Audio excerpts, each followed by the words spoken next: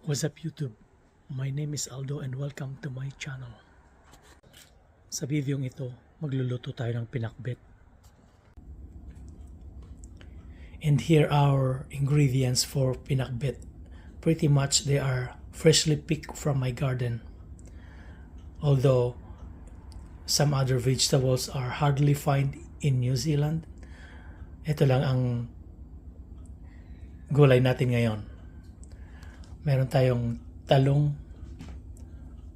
sitaw, kamote, sili, ampalaya, kamatis. Siyempre, pag magigisa tayo, kakailanganin natin palagi ang bawang sibuyas. Pero sa dish na ito, gagamit ako ng konting luya. At saka taba ng baboy, syempre. Meron din tayong mantika. Ayan. At ito na nga ang ating mga ingredients. Nagayat-gayat na natin. Andito na yung taba ng baboy, luya, bawang sibuyas, kamote. Yung kamote, pwede kang gumamit ng kalabasa. Pero mas preferred ko tong kamote kaysa kalabasa. Tapos yung talong, sili, kamatis. At yung pinaka-main ingredients natin, bagoong. At ang ating sitaw, ready na. At ampalaya. Yan. Pwede na tayong mag-start magluto.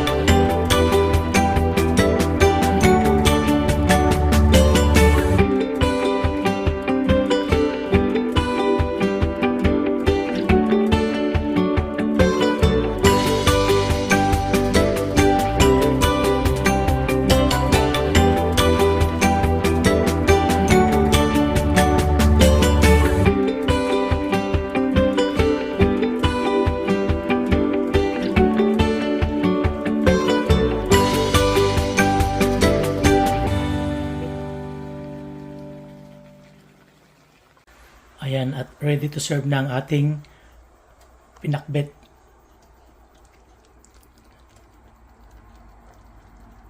Ayan. Wala man tayong kompletong gulay pero napasarap natin to. Panalo. At itong ating finished product, pinakbet. Pinakbet is the best. Tikman natin to. Lagyan natin yung sitaw.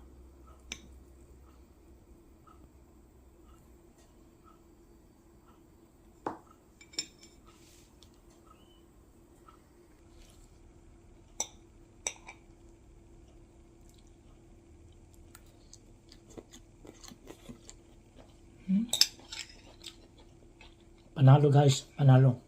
Sarap.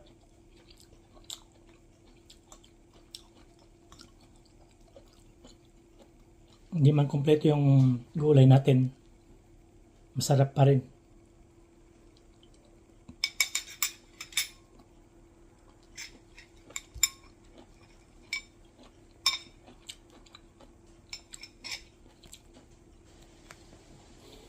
Hanggang sa muli guys, salamat sa panonood and please hit the like and subscribe button. Salamat. See you in my next adventure.